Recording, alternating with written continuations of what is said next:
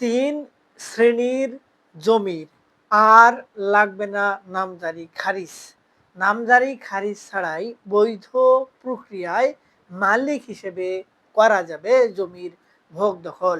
কিছু কিছু ক্ষেত্রে করা যাবে জমি বিক্রয় বা হস্তান্তর। সুপ্রিয় ভিউয়ার্স, এই তিন শ্রেণীর জমি কোনগুলো এবং কি কারণে লাগবে না, এবং এক্ষেত্রে যারা ভূমির মালিক সেক্ষেত্রে তাদের করণীয় কি, আজকের এই ভিডিওটিতে এই সংক্রান্ত বিষয়গুলো নিয়ে বিস্তারিত আলোচনা করব। ভিডিওর বিষয়বস্তু বুঝতে হলে ভিডিওটি মনোযোগ সহকারে দেখতে হবে। দেখার পর যদি ভালো লাগে, আরও কোনো ভিডিও দেখার আগ্রহ জন্মায়, তাহলে আমাদের চ্যানেলটি সাবস্ক্রাইব করে রাখতে পারেন। আর পরবর্তীতে নতুন কোনো ভিডিওর নোটিফিকেশন পেতে সাবস্ক্রাইব বাটনের পাশের বেল আইকনটি চেপে দিয়ে রাখবেন। সুপ্রিয় ভিউয়ার্স, জমির মালিকানা অর্জন করার জন্য ওই জমিতে নিজের নামে রেকর্ড খতিয়ান সংশোধন না করলে ওই ব্যক্তিদ্বয় যারা জমির দখলদার বা মালিক হলেন তারা কিন্তু রাষ্ট্রীয়ভাবে কখনোই স্বীকৃতি পাবেন না। এজন্য ভূমি মালিকদেরকে এই যে রেকর্ড খতিয়ান যেটি থাকে সেটিতে নিজের নাম ওঠানোর জন্য জমির নামজারি বা খারিজ করে নিতে হয়। এখন এক্ষেত্রে কিছু জমি রয়েছে যেগুলোতে নামজারি খারিজ ছাড়াও মালিকানা অর্জন করা যায়, বৈধ প্রক্রিয়ার ভোগ দখল করা যায় বা বিক্রয় করা যায়। এক্ষেত্রে প্রথমে যে জমিটি সরকার অগ্রাধিকার দিচ্ছে সেটি হচ্ছে সরকারি খাস সম্পত্তি।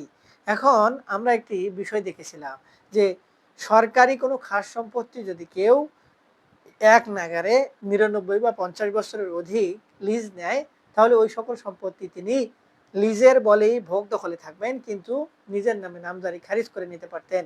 এক্ষেত্রে সরকারও সেই নামজারি খারিজটি করে দিত। কিন্তু এখন এই বিষয়টিকে সম্পূর্ণ উঠিয়ে দেওয়া হয়েছে এবং স্পষ্টভাবে বলা হয়েছে যে এই সরকারি খাস সম্পত্তি বা রাষ্ট্রীয় কোনো প্রতিষ্ঠানের সম্পত্তি এখন থেকে আর কাউকে নামজারি খারিজ করে দেওয়া হবে না।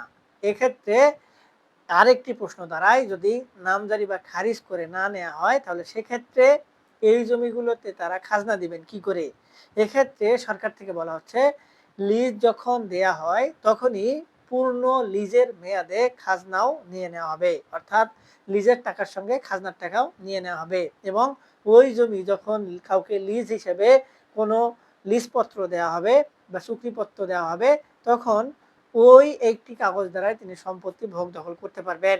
এবং তিনি যদি মারা যান তাহলে লিজের মেয়াদে পরবর্তীতে তার ওয়ারিশরাও সম্পত্তিগুলো ভোগ দখল করতে পারবে। এই বিষয়টি এভাবে নির্দেশনা দেয়া হয়েছে। কেননা এই লিজের সম্পত্তিগুলো অনেক সময় অনেক ব্যক্তি তার পূর্বপুরুষের সম্পত্তি মনে করে নিজের নামে করে নিতেন, বা যদি যে ব্যক্তি লিজ নিয়েছে তিনি দীর্ঘমেয়াদী নেওয়ার ফলে যদি তার নামে নামজারি করতেন তাহলে পরবর্তীতে ওয়ারিশরা নিজেদের মধ্যে সকল সম্পত্তি ওয়ারিশ হিসেবে ভাগাভাগি করে নিত।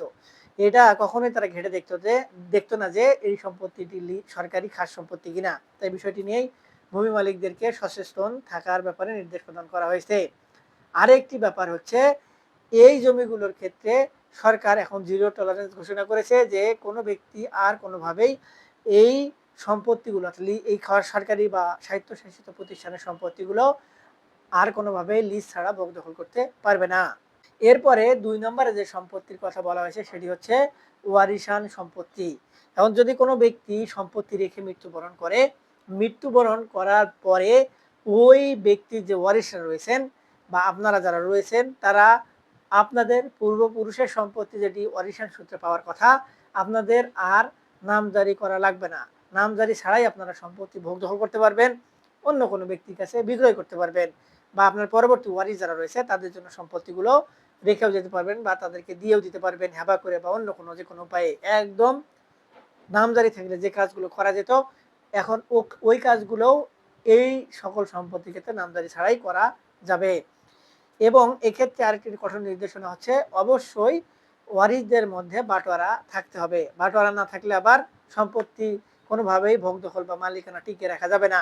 এক্ষেত্রে শুধু বাটোয়ারাটাই বাধ্যতামূলক করা হয়েছে। তাই ওয়ারিশরা নিজেদের মধ্যে বাটোয়ারা করে খুব দ্রুত যে কোনো একটি প্রয়োজনীয় তাগিদে সম্পত্তি নামজারি খারিজ ছাড়াই অন্য কোনো ব্যক্তির কাছে বিক্রয় করে দিতে পারবেন। এতে কোনো ধরনের সমস্যার সম্মুখীন হওয়ার প্রয়োজন হবে না। আরেকটি কথা হচ্ছে যে এই সকল সম্পত্তিতে ভূমি মালিকদেরকে সকলের সম্মতিতে অবশ্যই সম্পত্তিটি বিক্রয় করতে হবে। সকলের সম্মতি লাগবে, যে ওয়ারিশান সম্পত্তি ভাগ বন্টন হয়েছে, সকলের সম্মতিক্রমে বিক্রয় করলাম। একা একা নিজের ইচ্ছা মতো বিক্রয় বা ক্রয় করার কোনো সুযোগ থাকছে না। সুপ্রিয় ভিউয়ার্স, ৩ নম্বরে হচ্ছে, যদি কোনো ক্ষেত্রে কোনো সম্পত্তি কোনো ব্যক্তি দুস্থ অসহায় একটি জনপদকে বা একটি কোনো বংশ পরিবারকে দেয়া হয়, সরকার দিয়ে দেয় আশ্রয়ণ প্রকল্পের মাধ্যমে, তাহলে ওই সকল সম্পত্তি কিন্তু ওই সকল ব্যক্তিদের নামে দলিল তৈরি করে দেওয়া হয়, যারা তারা পরবর্তীতে নিজের মালিকানা নিতে পারেন, ভোগ দখল করতে পারেন এবং ওই সকল সম্পত্তি যা ইচ্ছা তাই করতে পারেন। অর্থাৎ সম্পত্তিগুলোতে কিন্তু ভোগ দখল করার অধিকার দেওয়া হয়েছে, সরকারকে কোনো খাজনা দিতে হবে না, লিজের ভিত্তিতে কোনো টাকা দিতে হবে না, কিন্তু ওই সকল সম্পত্তি তারা কারোর কাছে হস্তান্তর করতে পারবে না বা বিক্রয় করতে পারবে না।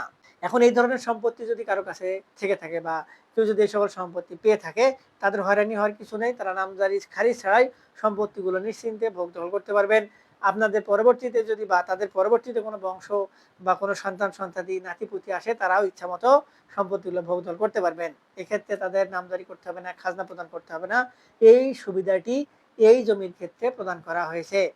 তবে এই জমিগুলোতে অবশ্যই সরকারের অনুমতির পত্র লাগবে। অর্থাৎ আপনি যে অসহায় দুস্থ এবং আশ্রয়ণ প্রকল্পের মাধ্যমে জমিটি পেয়েছেন, এক্ষেত্রে অবশ্যই আপনাকে ওই যে প্রমাণটি সেটি থাকতে হবে। শুধু মুখে মুখে থাকলেন সেটি কিন্তু হলো না, সরকার কর্তৃক কাগজ আপনাকে থাকতে হবে। এটি প্রদান করবে কে? এই আশ্রয়ণ প্রকল্পগুলো সাধারণত ভূমি অফিস এবং যে নির্বাহী অফিস রয়েছে একটি উপজেলাতে, সেই নির্বাহী অফিসের মাধ্যমে সরকারের মাধ্যমে কাগজপত্র যেগুলো থাকে সেগুলো প্রদান করা হয়। সুপ্রিয় ভিউয়ার্স, এই ৩ শ্রেণী ছাড়াও আরও ২-৩ শ্রেণীর জমি আছে যেগুলোতে নামজারি ছাড়াই ভোগ দখল বা মালিকানা অর্জন করা যায় এবং চিরস্থায়ীভাবে ভোগ দখল করা যায়। সুপ্রিয় ভিউয়ার্স, আশা করি আপনারা যে বিষয়টি নিয়ে এই ভিডিওটিতে আগ্রহ নিয়ে ঢুকেছিলেন, তারপরেও হয়তো অনেকের অনেক কিছু নাই বুঝতে পারতে পারেন বা অনেক কিছু নাই বোঝার হতে পারে। সেক্ষেত্রে আরও কিছু জানতে চাইলে বা কোনো কিছু বুঝতে চাইলে আমাদের ভিডিও নিচে কমেন্ট বক্স রয়েছে, সেখানে কমেন্টস করবেন। আমরা আপনাদের সহযোগিতা করার চেষ্টা করব। আজকে এ পর্যন্তই। দেখা হবে সামনে নতুন কোনো ভিডিওতে। ততদিন পর্যন্ত ভালো থাকবেন। ধন্যবাদ।